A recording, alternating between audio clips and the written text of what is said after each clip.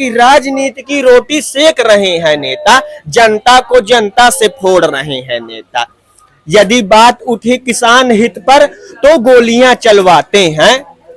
अब मुख में राम बगल में छुरी, अब यह औखान सही जनाती है जब राम नाम की आड़ पर अत्याचार कर रहे हैं नेता। अब भगवा केसरिया परिधानों में खुद को हिंदू बतलाते हो, खुद को हिंदू बतलाते हो। क्या हिंदू हित को तुम असलियत में पहचानते हो? राम को लाए हो, क्या राम के विचारों को ला पाओगे? प्रधानमंत्री हमारा एपिसोड चल रहा है, इस पर क्या कहना चाहेंगे? प्रधानमंत्री बनेंगे नरेंद्र मोदी। मोदी जी बन रहे हैं जी। क्यों, किस कारण से बनेंगे? विकास के मुद्दों पे। क्या विकास उन्होंने किया? जो कांग्रेस ने नहीं किया, विशेष मतलब नहीं है, जो भी लागू करती सभी के लिए करती। जैसे यूसीसी सामान्य नागरिक संहिता किसी एक हिंदू मुस्लिम के लिए नहीं है, हर व्यक्ति के लिए जो भारत में रहेगा वह भारत के नियमों का पालन करेगा।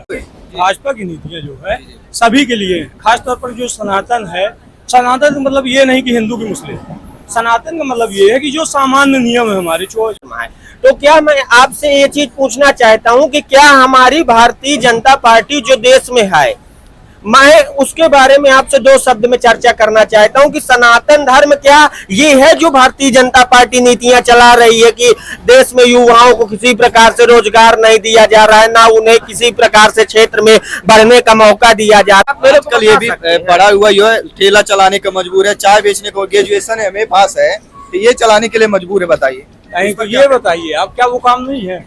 क्या वो काम नहीं है? सभी लोग कलेक्टर बन जाएंगे, सभी लोग विधायक हो जाएंगे, सभी लोग प्रधानमंत्री हो जाएंगे। और बेरोजगार वो क्यों घूम रहे हैं, ये मुझे आप क्या बता सकते हैं? देखिए, इस पर मैं आप बात करना चाहूंगा। देखिए, जैसे 10वीं पर आपने बताया कि वैकेंसियां निकलती हैं, आपके सिक्योरिटी गार्ड हो गए, चपरासी के हो गए, लेकिन चपरासी में जो नौकरी पाता हुआ MPPSC जो तैयारी करता वो पाता है, तो बेचारे जो 10वीं में पढ़ रहे हैं, 10वीं पास 12वीं, वो बेचारे क्या करें? यही तो हमारे लिए एक दयनीय स्थिति बन। हाँ, मिला है आज तक कहाँ?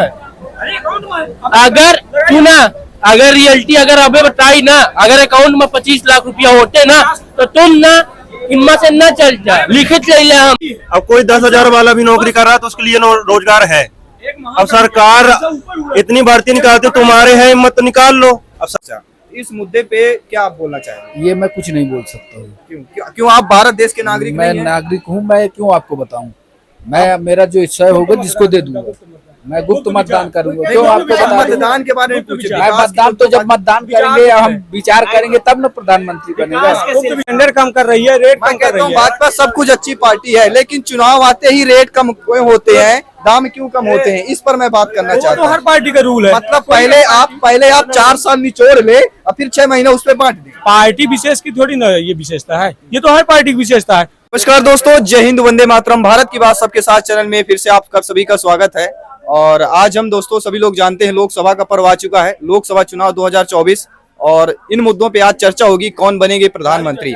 हमारे युवा साथी हैं, हमारे, क्या नाम है सर आपका? तन्मय सिंह। तन्मय सिंह जी, जो कि सतना जिला के निवासी हैं। इस बार जो है चुनाव लोकसभा पर्व आ चुका है, इस बार में कौन बनेगा प्रधानमंत्री, आज हमारा एजेंडा है हमारा आज का। जी। इस पर क्या वक्तव्य आप बोलना चाह रहे हैं? इस पर मैं यही बोलना चाहूंगा कि देश में देखिए कई प्रकार की जो नीतियां चलाई जा रही हैं और धर्म को लेकर के भी जो आचार प्रचार यहाँ पास चल रहा है, वो तो बहुत अच्छा है। हिंदू धर्म को लेकर के जैसे हमारा राम मंदिर श्रीमाननीय नरेंद्र मोदी जी द्वारा बनवाया गया, वो भी काफी अच्छा रहा, सराहनीय कार्य उन्होंने किया कि इतने साल से लेकर के हमारा राम मंदिर जो निर्माण के लिए पड़ा हुआ था उसका उन्होंने निर्माण कराया, वहाँ स्थापना उन्होंने करवाई, ये हमारे लिए एक बहुत अच्छी बात हुई। परंतु एक देखा जाए तो युवाओं के भविष्य को लेकर के भी हमारे प्रधानमंत्री जी को ध्यान देना चाहिए। हमारे देश के आज हर युवा हर प्रकार की समस्याओं से जूझ रहे हैं, उन्हें पढ़ाई करके, वो ग्रेजुएशन करके किसी भी लाइन में सेटल नहीं हो पा रहे हैं और वो बेरोजगार घूम रहे हैं। अतः मेरा उनसे यही कहना रहेगा और मैं यही चाहता हूं कि हमारे देश का जो भी प्रधानमंत्री बने, चाहे नरेंद्र मोदी जी हो, परंतु क्या है, देश का विकास तभी हो सकता है जब हमारे देश के हर युवा को रोजगार दिया जाए। देखा जाए तो आज की डेट में युवा ज्यादा है, हमारे भारत देश में युवाओं का देश कह सकते हैं। और सबसे बड़ा मुद्दा है, सब कोई पानी की बात करता है, कोई सड़क की बात करता है, युवाओं की रोजगार की कोई नहीं बात। हाँ, सबसे बड़ी बात यही मानी गई कि भाई युवाओं का यदि देखिए आगे उनके लिए बढ़ावा दिया जाएगा और उनको हर जगह उनको सक्सेस होने के लिए राह दी जाएगी, और उन्हें जगह स्थान दी जाएगी तो हमारे देश का विकास अपने आप होगा। क्योंकि कहा जाता है कि भाई देश के जो युवा होते हैं तो देश के युवा ही हमारे देश का भविष्य होते हैं। तो देश के युवाओं को लेकर के किसी प्रकार की मतलब यहाँ पास कार्य नहीं किया जा रहा है, ना ही उनको किसी प्रकार का बढ़ावा दिया जा रहा है। बेरोजगारी आज हमारे देश में मतलब चरम सीमा तक पहुंच चुकी है। हर घर में प्रत्येक युवा पढ़ा लिखा हुआ है और आगे भी कुछ युवा हैं जो पढ़ाई कर रहे हैं, ग्रेजुएशन कंप्लीट कर रहे हैं, उन्हें भी वो कंपटीशन के एग्जाम हो या किसी विभाग के एग्जाम हो, कहीं भी क्षेत्र में उन्हें किसी प्रकार से सफलता नहीं मिल रही। आरक्षण का भी यहाँ नाम मात्र दिया जा रहा है, लेकिन मेरा ये मानना है कि आरक्षण दिया जा रहा है तो क्या यदि अन्य समाजों को जैसे हरिजन हो गए, पिछड़ा हो गए, सामान्य हो गए, अदरवाइज कोई भी समाज से हो गए तो उनको भी आरक्षण का लाभ पूर्णतः रूप से नहीं मिल रहा है। मैं ये मानता हूं कि जैसे मान लीजिए कोई हरिजन समाज से है तो हरिजन समाज में भी याद देखा जाए तो 100% में से 70% हरिजन पढ़ा लिखा है, ग्रेजुएट है, लेकिन उनको भी किसी प्रकार का जॉब नहीं मिल रहा है। सामान्य वर्ण वालों को तो चलिए बांध दिया गया है कि उन्हें आरक्षण लागू ही नहीं है, परंतु उन्हें भी नहीं मिल रहा है। सिर्फ हमारे देश में मतलब लोभ लालच के चलते जहां जिसके पास धनाढ़ता, पैसा एवं शोर सिफारिश का है वो पूरी तरह से हमारे देश में लागू हो चुका है।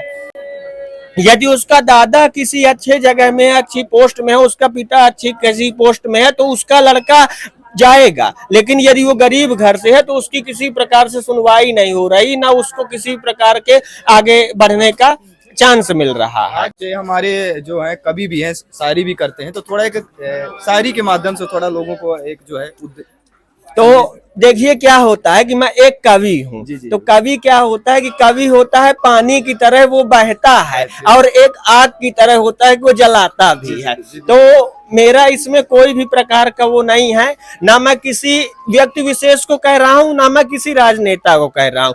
हम कवियों का हमेशा से ये रहा है कि हमने देश को सही दिशा देने के लिए हमेशा कटु वचन भी बोलने पड़े हैं तो हमने बोला है, क्योंकि कहा गया है कि सत्य हमेशा बोलना चाहिए और सत्य बोलने से डरना नहीं चाहिए।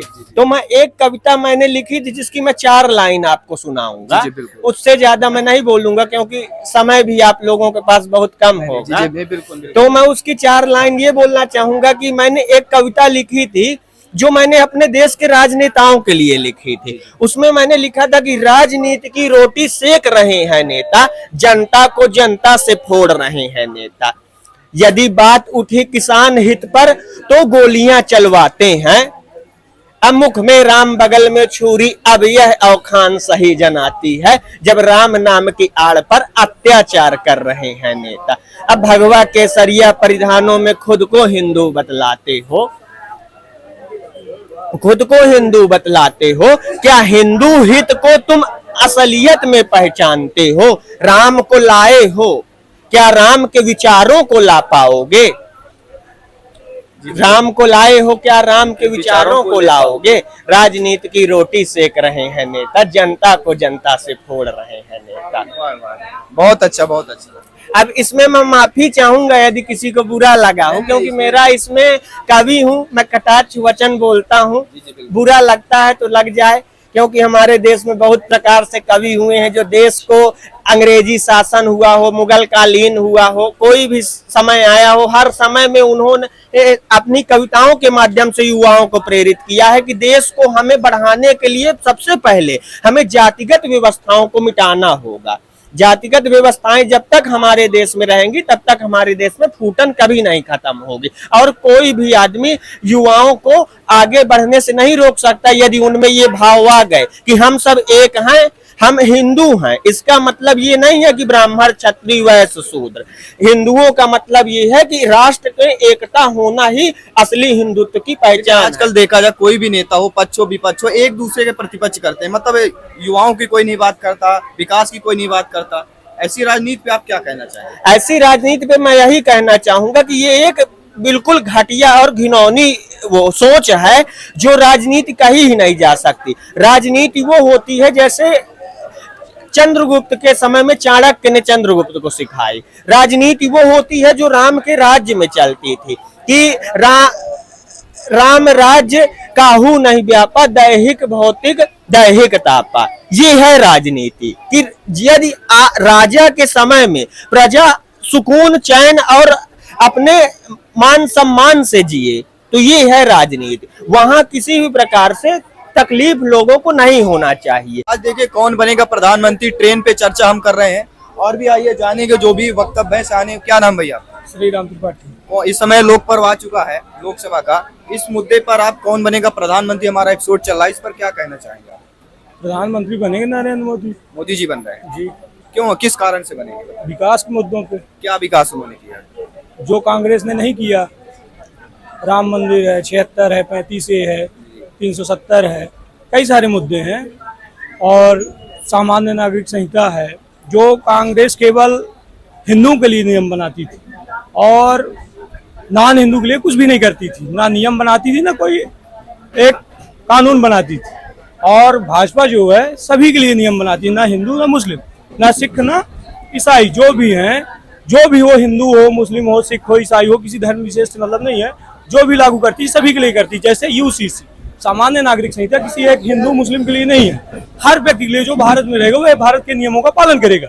जैसे सनातन का मतलब ये नहीं कि हिंदू की मुस्लिम, सनातन का मतलब ये है कि जो सामान्य नियम है हमारे, चाहे वो हिंदू हो चाहे मुस्लिम हो कोई भी हो, हमें जो है अपने नियमों का या हमें अपने धर्मों का पालन करने के लिए सभी को आजादी होनी चाहिए। आजकल ये देखा जाए हमारे इस पर मैं आपसे एक चर्चा करके पूछना चाहूंगा। जैसे आपने बोला कि सनातन धर्म एक ऐसी वो है धर्म है जिसका मतलब यदि कोई सत्यता से पालन करता है तो वही सनातन धर्म है। तो क्या मैं आपसे ये चीज पूछना चाहता हूं कि क्या हमारी भारतीय जनता पार्टी जो देश में है, मैं उसके बारे में आपसे दो शब्द में चर्चा करना चाहता हूं कि सनातन धर्म क्या ये है जो भारतीय जनता पार्टी नीतियां चला रही है कि देश में युवाओं को किसी प्रकार से रोजगार नहीं दिया जा रहा है, ना उन्हें किसी प्रकार से क्षेत्र में बढ़ने का मौका दिया जा रहा है, उन्हें एकदम कुंठित कर दिया गया है, बांध करके रख दिया गया है। तो क्या हमारी पार्टी सत्ता में है, ये मैं आपसे चर्चा करना चाहता हूँ। क्या है, देखिए जो पढ़ा उसके लिए नौकरी कमी नहीं है।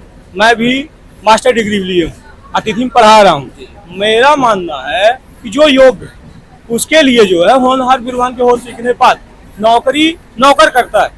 हम लोग पढ़े हैं, ऐसे कई क्षेत्र हैं जहाँ हम लोग अपनी रोजी रोटी चला सकते हैं। अब ये जरूरी नहीं कि शासन ही नौकरी दे, शासन इसलिए नहीं पढ़ाती कि हम नौकरी देंगे, शासन इसलिए पढ़ाती कि आप लोगों का शोषण ना होगा जो शासन कर रही है। अब ये शासन नौकरी कह के तो भाई आपको पढ़ा दिया लिखा दिया, आप कहते हैं कि शासन हमारा शोषण ना हो इसलिए हमें शिक्षा दे रहा है, लेकिन मैं आपसे ये मुद्दा में ये बात पूछना चाहता हूँ, क्या अभी जैसे आपने कहा कि पढ़ाई करके आदमी कुछ अन्य कार्य भी शुरू कर सकता है, तो क्या आप मेरे को ये बता सकते हैं कि पढ़ाई करके वो व्यक्ति मान लीजिए ऐसे घराने से है जिसके कई हमारे देश में ऐसे घर हैं, जिलों में ऐसे घर हैं, गाँवों में ऐसे घर है, प्रदेश में ऐसे घर है जिनके घर में 2 वक्त की रोटियां का भी मतलब मुश्किल है कि उनके घर में 2 वक्त की रोटी मिल जाए। तो जो घर से मजबूत नहीं है वो क्या किसी भी बिजनेस लाइन में किसी भी कार्य में जा सकता है? ये आप मेरे को ये भी पढ़ा हुआ जो है ठेला चलाने का मजबूर है, चाय बेचने को ग्रेजुएशन है हमें पास है, तो ये चलाने के लिए मजबूर है। बताइए तो ये बताइए आप, क्या वो काम नहीं है? क्या वो काम नहीं है? सभी लोग कलेक्टर बन जाएंगे, सभी लोग विधायक हो जाएंगे, सभी लोग प्रधानमंत्री हो जाएंगे। एक देश एक विधान।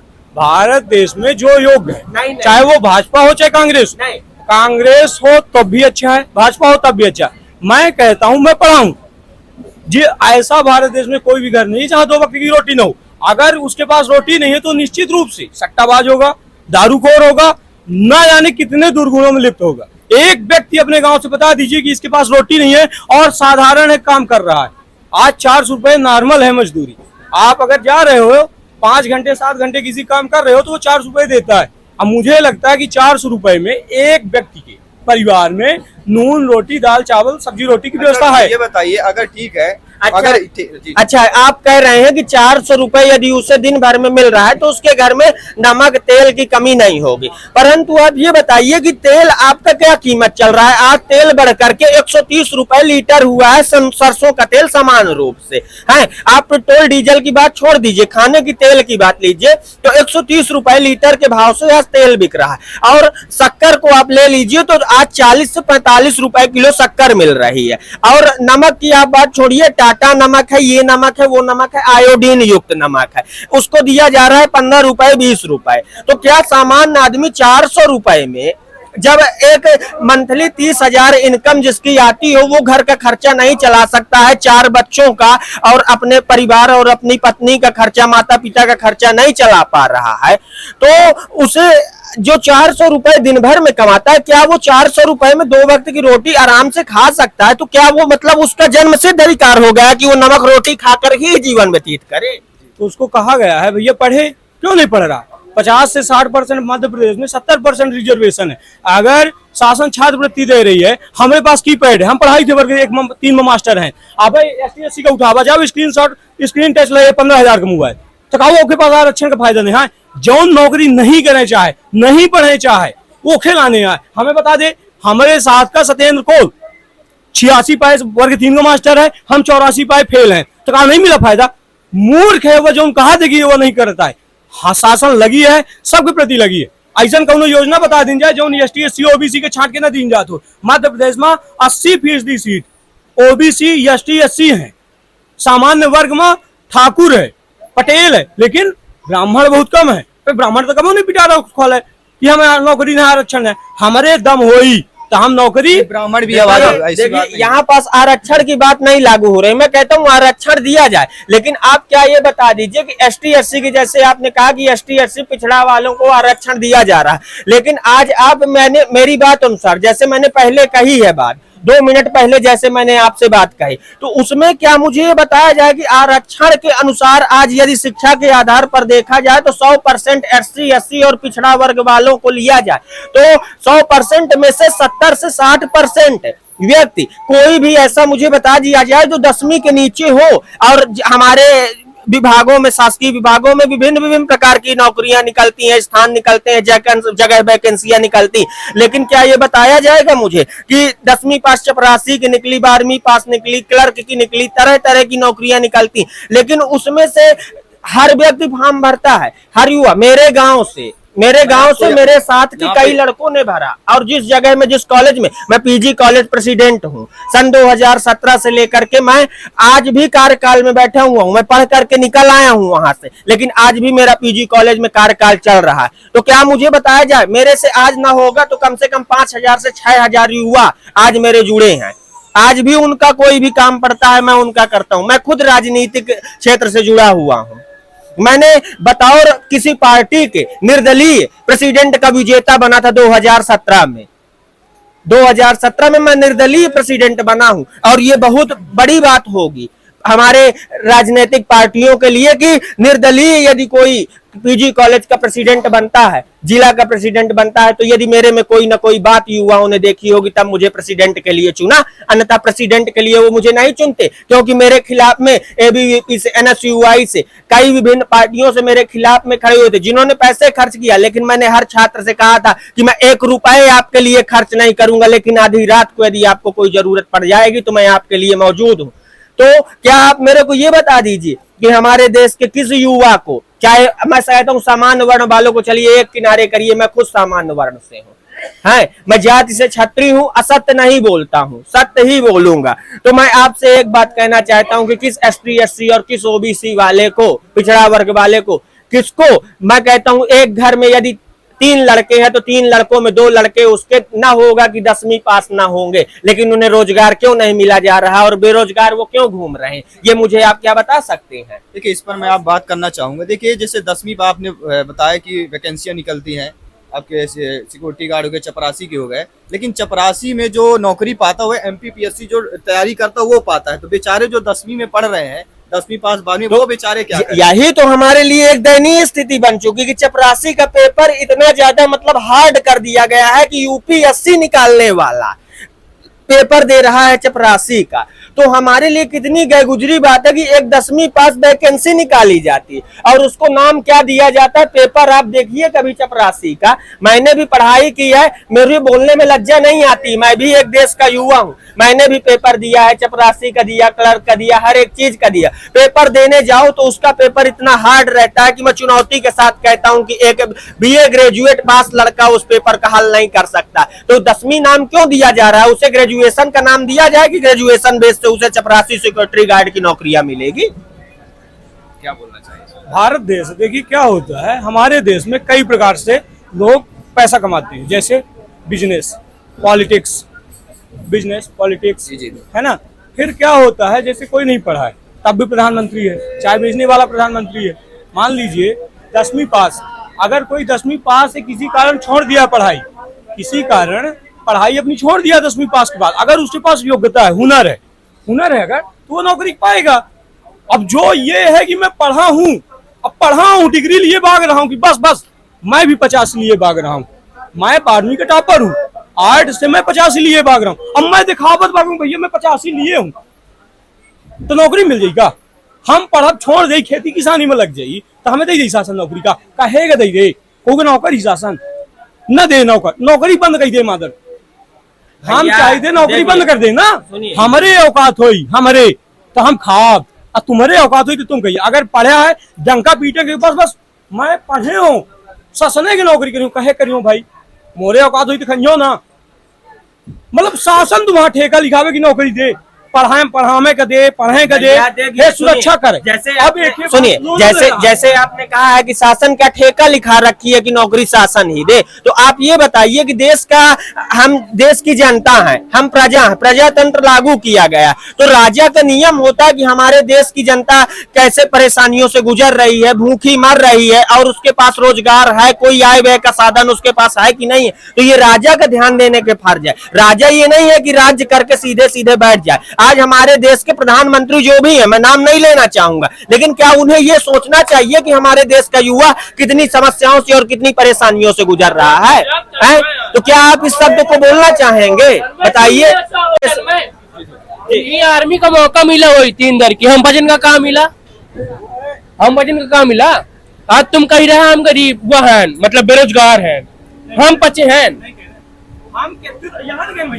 जो पढ़ा है उसको रोजगार की आवश्यकता नहीं है हमारे में। अरे सुनिए, कहेगा अगर हम खेती करे तो हम पढ़ी कहे न अरे हम अपन 12 साल 20 साल बर्बाद करें जाऊन, वो खेती करी जमा पैसा, अब खेती करके थोड़ा पढ़ रहे हैं हम। मैं भैया की बात पर एक बात बोलना चाहूंगा। भैया कहते हैं कि उसको रोजगार की जरूरत नहीं है, तो मैं कहता हूं यदि हम पढ़े हैं, आप पढ़े हैं, भैया पढ़े हैं, चलिए भैया को रोजगार मिल गया, लेकिन हमें यदि नहीं मिला है तो हम कहते हैं हमें रोजगार नहीं मिल रहा, तो हमें कोई ऐसी वो दिया जाए ना, हमें कोई ऐसा 3-4 साल की आर्मी कर देनी, वही का खत्म किस्सा।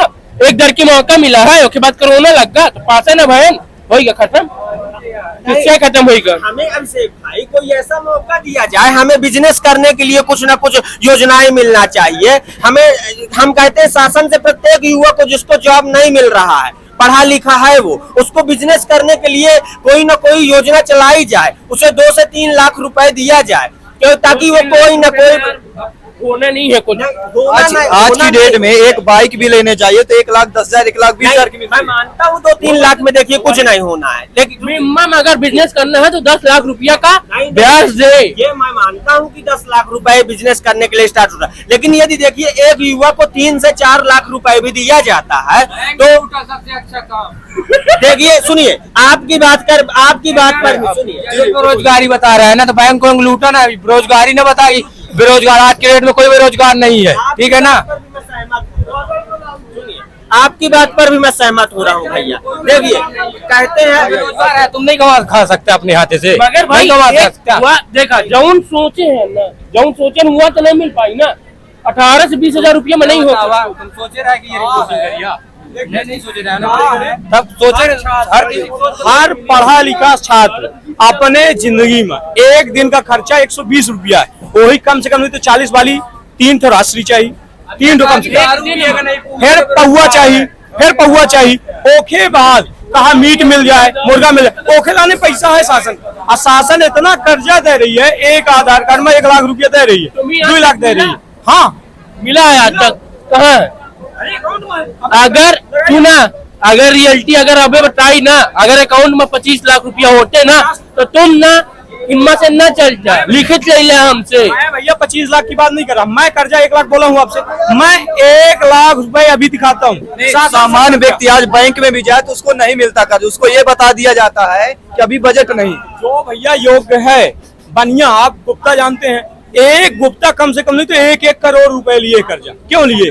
क्या उसके लिए अलग रूल है? क्या वो भारत का निवासी नहीं है? किसान का गरीब को क्यों नहीं मिल रहा नहीं गया है? किसान, क्यों नहीं गया कि गरीब? कौन है गरीब? कौन है गरीब? मुझे एक गरीब को बुलाया जाए और उससे पूछा जाए, ये बोल रहे हैं कोई गरीब नहीं। वो लोग उनके आना होंगे, हमारे यहाँ तो है। एक व्यक्ति मिल जाए, एक व्यक्ति मिल जाए, वो अगर सुनिए, मैं भैया लोगों की बात से भी सहमत था। अभी एक भैया बोल करके गए, तो भैया ने हाँ ठीक है, भैया हमारे बोल करके गए कि रोजगार मिल रहा है, रोजगार नहीं मिल रहा है, प्रयास न करेगा तो नहीं मिलेगा। रोजगार तो है। अब कोई 10,000 वाला भी नौकरी कर रहा है तो उसके लिए रोजगार है। अब सरकार इतनी भर्ती निकालती, तुम्हारे है हिम्मत तो निकाल लो। अब सरकार थोड़ी ना हर किसी को देने आएगा सरकारी नौकरी। मुझे ये बताइए, अभी लाडली बहना योजना मध्य प्रदेश में लागू हुई है, 12-12.5 दी जा रही है। उसके तहत अगर युवाओं को, महिलाओं को कोई उद्योग धंधा दिया जाता, उससे ज्यादा बेटर होता कि ना होता? वो बेटर होता। ऐसा क्यों नहीं किया? देखिए, लाडली बहना का जो पैसा भी दे रहे हैं वो भी ठीक है कुछ हद तक, ताकि जो महिलाओं को वो है उठा रहे हैं। तो लाडली चीजों से निकालू तो ले रहे हैं, हर एक चीज में टैक्स लगा रहे हैं, तो वो क्या है? बात से मैं बिल्कुल सहमत हूँ। लाडली चीजों से निकाल रहे हैं, इनको फ्री में भी चाहिए और टैक्स में भी इनको दिक्कत आप है। टीसी कटा में जाए अगर बोर के 1 माह, इनको फ्री में भी चाहिए। अगर तुम्हारे घर में 10 बोर है तो अलग अलग कटाओ। मैं घर आने से इतना ज्यादा संपन्न हूँ कि मुझे कुछ भी ना मिले तो मेरा चलता रहे। हमें चाहिए पूरे देश का पैसा हमारे घर में रख जाए, जब हमें कमी ही नहीं है। हमारे युवा मांगे, क्योंकि युवा वोट करता है तो युवा मांगेगा। मांगेगा और कहे ना मांगी जनसिद्ध अधिकार। हमारे देश नहीं। आज लई के लोन लई के ससु भाग गए बाहर, उनका कोई कुछ नहीं कर पाए। किसानन के लाने का है 12,000 रुपया एकदम पूरी खेती बर्बाद हो जाएगी, क्या होगा? लेकिन भाजपा दे रही है। नहीं 2 मिनट दे रही है भाई, कांग्रेस दी थी, नहीं दी। सत्ता परिवर्तन चाह रहे हैं? नहीं चाह रहे, आप चाह रहे हैं? हम परिवर्तन चाहते हैं। हम भाजपा न हट जाए हमारे कहीं से, बिल्कुल हट जाए। भैया की बात से मैं इसलिए सहमत हो रहा हूँ। सुनिए, भैया की बात से मैं इसलिए सहमत। हाँ, अभी 1 किलोमीटर दौड़ के आया है 4 मिनट में। ये आर्मी का मौका नहीं मिला, आर्मी का मौका नहीं मिला, कहे का सरकार। सुनिए भैया की बात में 2 शब्द में बोलना चाहूंगा कि भैया ने जैसे पहला मुद्दा उठाया है कि लाडली बहना योजना का लाभ दिया जा रहा है, तो उसमें इन्होंने बड़ी अच्छी बात कही कि लाडली बहना योजना में दिया तो जा रहा है 1,000 रुपए, 1,200 रुपए मिनिमम जितना दिया जा रहा है, लेकिन उसमें 1,500 रुपए सिलेंडर यदि दिया जा रहा है, तो भाई इनकी बात सही है कि लाडली बहना योजना दिया और जीजाओं से ले भी तो लिया। तो मतलब बात यही हुई कि एक हाथ से दिया जा रहा है, दूसरे हाथ से लिया जा रहा है। इस पर विकास कहाँ हुआ? अब बिजली के बिल जो ना हुआ है वो 100 रुपया बता है, मगर अब बोर का मिला के घर आवती कनेक्शन करा जाए 1,500, 2,000, 5,000 इकट्ठा आ रहा है। मैं ये पूछ रहा हूँ, क्या लोकसभा में गणेश सिंह के अलावा कोई प्रत्याशी नहीं है? क्या हमारे जो है सुभाष शर्मा थे और वहां से नारायण त्रिपाठी थे, क्या इनको लोकसभा में अवसर नहीं दिया जा सकता था? क्या एक कैंडिडेट बार बार, क्या ये कोई राजशाही चल रही है? क्या राजतंत्र चल रहा कि उसका लड़का या वही तो फिर भारतीय जनता पार्टी को सोचना चाहिए। भारतीय जनता पार्टी क्यों नहीं सोच रही है? क्या हम लोग मोदी का चेहरा देख के, भाजपा को देख के हम लोग वोट करते हैं भाजपा में? इसका मतलब ये नहीं कि हम गणेश सिंह को चाह रहे हैं, हम इसलिए दे रहे हैं कि नरेंद्र मोदी प्रधानमंत्री बने, न कि गणेश सिंह सांसद बने। मेरा निवेदन है कि भाजपा का जो अध्यक्ष है उसे गणेश सिंह को नहीं देना चाहिए, क्योंकि ये विधानसभा हारा हुआ व्यक्ति है। विधानसभा में इनकी जो है लोक पिता जो अपने क्षेत्र में, हाँ, जो एक देखिए 7 विधानसभा से 1 लोकसभा हमारा बना है, और जो एक विधानसभा नहीं निकाल पाया उसको आप 7 विधानसभा निकालने की गारंटी दे रहे हैं। क्यों दे रहे हैं भाई? अपने दम में चुनाव लड़ा रहे हैं, राजतंत्र है। मैं कहता हूँ आप किसी को दीजिए ना, इसके अलावा इसको अगर देना है तो पहले विधानसभा जिताइए। देखिए, आप बार अगर आप किसी को मौका दे रहे हैं तो ये गलत है। क्या हम युवक नहीं है? हमको राजनीति नहीं चाहिए? हमको भी चाहिए, हम भी प्रधानमंत्री बने। इस बार ये कह सकते हैं कि सतना लोकसभा सीट से परिवर्तन होगा। नहीं, परिवर्तन ना होगा। हम लोग क्या है, नरेंद्र मोदी के चेहरे पे वोट देते हैं। हमको गणेश सिंह से मतलब नहीं है। हम ये चाहते हैं कि गणेश सिंह के अलावा अगर हमारे सुभाष शर्मा होते या नारायण त्रिपाठी होते, जो पार्टी से बगावत कर गए हैं दोनों, या रत्नाकर चतुर्वेदी होते, तो शायद हमको और आनंद आता। हम लोग भाजपावादी हैं। भाजपावादी इसलिए नहीं है, इसलिए हैं कि वो कई नाम, जैसे सामान्य नागरिक संहिता 370 35 है यूसी, जो भी मुद्दे हैं, जो सार्वजनिक मुद्दे हैं, 3 तलाक हो गया, इन सबसे हम प्रभावित व्यक्ति हैं। इसलिए हम लोग भाजपा को, ये नहीं है आपको अगर 5 किलो गल्ला देती तो मेरे को भी 5 किलो देती है, 7 नहीं देती है, लेकिन जो उसकी लोकप्रियता है या काम करने का ढंग है, उससे हम लोग प्रभावित होकर भाजपा को वोट देते हैं। मेरा तो पार्टी अध्यक्ष से यही मतलब कहने का है कि अगर अगली दफा 2024 के बाद 29 का चुनाव होता है तो सांसद गणेश सिंह जी को मौका न दिया जाए, किसी सामान्य वर्ग या निम्न वर्ग या एसटी एससी किसी को उठाया जाए, जो योग्य हो या अयोग्य हो तो उसको योग्य बनाया जाए। किसी के कह सकते हैं कि युवा का, हर एक युवा को मौका मिलना चाहिए, कोई एक पर्सनल व्यक्ति ने उसी को बार बार दिया जाए। काफी सारे यहाँ पे नेता हैं, युवा नेता भी हैं, उनको भी आने का मौका मिलना चाहिए। जी सुभाष शर्मा है, हमारे बहुत अच्छे थे और भाजपा से जुड़े हुए थे। जब उनको टिकट नहीं मिली चित्रकूट विधानसभा 61 से, तब जाके उन्होंने बीएसपी डाउन ज्वाइन किया। क्यों किया, क्या कारण था? आखिर हम लोग कहते हैं भाजपा से अगर उनको मिल जाती टिकट तो क्या ये नौबत आती? क्या सुरेंद्र सिंह जी जीत जाते? अगर वो बीएसपी न खड़ी होती तो सुरेंद्र सिंह मेरे से लिख के ले लेती, न जीतती। कांग्रेस का गढ़ है हमारा विधानसभा चित्रकूट क्षेत्र क्रमांक 61 जो है वो कांग्रेस का गढ़ है। हमेशा परिवर्तन होता जी है। सुभाष ना परिवर्तन तो होते नहीं, इसमें कांग्रेस का ये गढ़ है।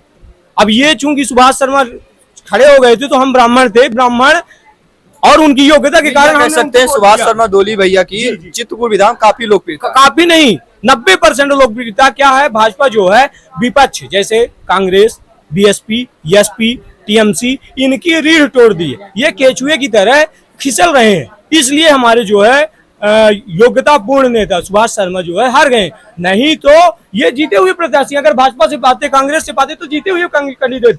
नीलांशु चतुर्वेदी ने बोला था कि नैया वहीं डूबी है जहां अपना खड़ा था। अगर हमारा ब्राह्मण कैंडिडेट सुभाष शर्मा न खड़े होते तो नीलांशु भैया जिंदाबाद।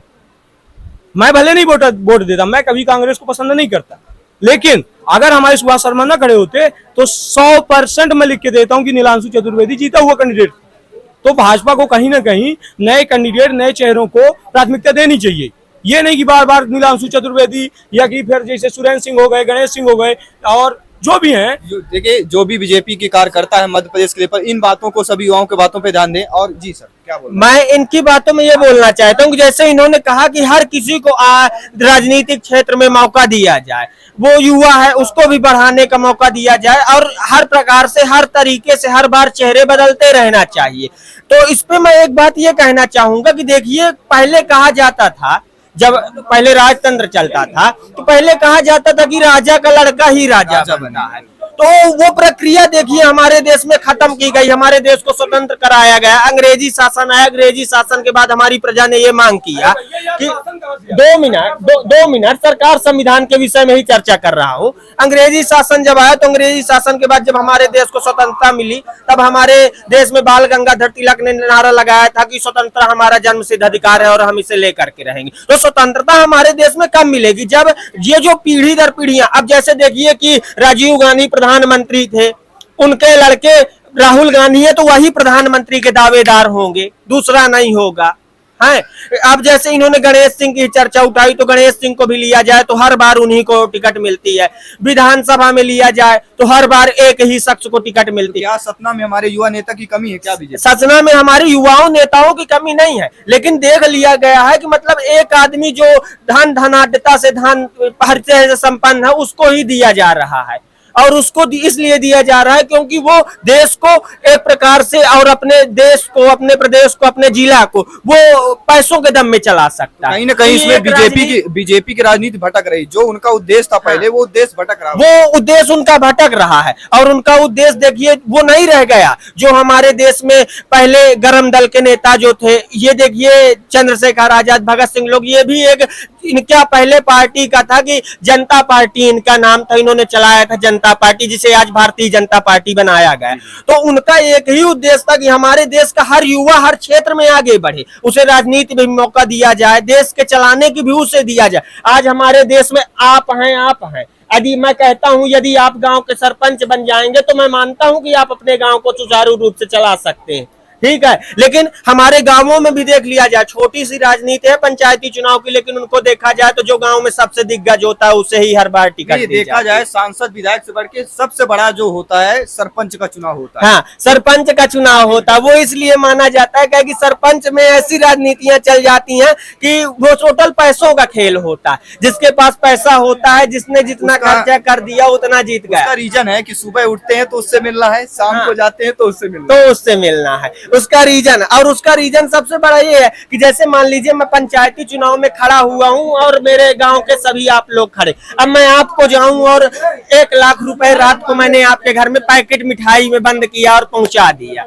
आप सुबह से आएंगे, मेरे दरवाजे में बैठेंगे, मेरे को ही चाय, मेरे घर में ही चाय पियेंगे और मुझे रोज आके भैया भैया बोलेंगे। तो भैया देखिए, जहां पैसा है वहीं राजनीति बंद करके रह गई है। ये वो वाली नीति नहीं रह गई कि राजतंत्र पहले वाला खत्म हुआ, प्रजातंत्र लागू है, तो उसमें हर किसी को मौका मिले। आज भी पीढ़ियों को ही मिल रही है। कमलनाथ का लड़का ही मुकुलनाथ मुख्यमंत्री का दावेदार होगा, उसिन का लड़का विधानसभा की टिकट पाएगा, कमलनाथ के लड़के मुकुलनाथ के अलावा दूसरे को क्यों नहीं विधानसभा की टिकट मिल रही? जी जी बिल्कुल, बताइए। बहुत अच्छा। हमारे अंकल जी हैं, क्या नाम है सर आपका? मेरा कमलेश सिंह। जी, ये बताइए, इस लोकसभा पर्व आ रहा है और हमारा आज का एजेंडा है कौन बनेगा प्रधानमंत्री, ट्रेन पे चर्चा। इस मुद्दे पे क्या आप बोलना चाहेंगे? ये मैं कुछ नहीं बोल सकता हूँ। क्यों आप भारत देश के नागरिक मैं नहीं हैं? नागरिक हूँ, मैं क्यों आपको बताऊं? मैं मेरा जो इच्छा होगा जिसको दे दूंगा। मैं गुप्त मतदान करूंगा। क्यों आपको बता दूं? मतदान के बारे में पूछे। मैं मतदान तो जब मतदान करेंगे, हम विचार करेंगे तब न प्रधानमंत्री बनेगा। अब हम जो विकास विकास के सिलसिले पे आप बात कर सकते नहीं, हैं। मेरे से पूछिए आप क्या पूछना आप कुछ नहीं करते, हमको सीधी सी बात है। पूछना क्या चाहते हैं? मेरे से पूछिए क्या चाहते हैं, क्या पूछना चाहते हैं? विकास के मुद्दों पे बात। विकास के मुद्दों पे अब क्या चाहिए? ट्रेन चल रही है, 30 रुपए से 10 रुपए किराया हो गया। अगर एक्सप्रेस सुपर फास्ट चुनाव आता है तभी किराया घटता है, गैस का सिलेंडर घटता है, पेट्रोल घटता है, ऐसा क्यों होता है? ये सर देखिए क्या चुनावी चुनाव मुद्दा आते ही क्यों ये घटने क्या लगा है? ये चाहते हैं? बताइए। क्या चाहते हैं आप? भाजपा ना जीते? नहीं चाहते क्या है? नहीं किसी नहीं, भाजपा विशेष ना पार्टी जीते। पे हम नहीं है, जो चीजें हो रही है उस पे हम क्या है देखिए, भाजपा जो है योग्य पार्टी है ना, तो अगर वो सिलेंडर कम कर रही है, रेट मैं कम कर कहता हूँ रही है, भाजपा सब कुछ अच्छी पार्टी है, लेकिन चुनाव आते ही रेट कम क्यों होते हैं, दाम क्यों कम होते हैं, इस पर मैं बात करना वो चाहता तो हूँ। हर पार्टी का रूल है। मतलब पहले आप 4 साल निचोड़ ले और फिर 6 महीने उस पे बांट दे। पार्टी विशेष की थोड़ी ना ये विशेषता है, ये तो हर पार्टी की विशेषता है। तो ये कॉमन रखा जाए, जो बातें सब में लागू हो उसे कॉमन रखा जाए, कॉमन रखा जाए। अब मैं, अगर मेरे से कोई पूछे तो मैं फुटहा स्टेशन से चढ़ता हूँ, अगर मेरे फुटहा स्टेशन में कोई सुपर फास्ट रुकवा दे तो मैं ज्यादा तो नहीं पर 25 गांव का वोट उसी के पार्टी में दिलाने की ताकत रखता हूं। जितने भी सतना लोकसभा प्रत्याशी ये वीडियो देख रहे हैं, अगर ऐसा हो गया तो सुन लीजिएगा जी, ठीक है? 25 गांव को मैं लिख के देता हूँ। मेरा नाम श्री राम त्रिपाठी है। अगर कोई हमारे कुटहा स्टेशन में सुपर फास्ट ट्रेन अगर रुकवा रहा है, प्लेटफॉर्म बनवा रहा है, क्रॉसिंग बनवा रहा है, तो मैं 25 गांव की दावेदारी नियुक्त करता हूं कि वही वोट देंगे जो वहां ट्रेन सुपर फास्ट रुकवाएंगे। क्योंकि हमारे कुटहा स्टेशन से ज्यादा 20 से 25 गांव चढ़ते हैं। अगर कोई रुकवा दे, जैसे पैसेंजर रुकती थी। तो दोस्तों, ये रहे कौन बनेगा प्रधानमंत्री, हमारा एपिसोड था, ट्रेन पे चर्चा था। इसी तरह आपके एपिसोड आते रहेंगे, गांव-गांव से मैं रिपोर्टिंग करूंगा, हर एक मुद्दे की बात होगी, जहां पे कमी होगी उसी पर उजागर करूंगा। मैं विजय जायसवाल।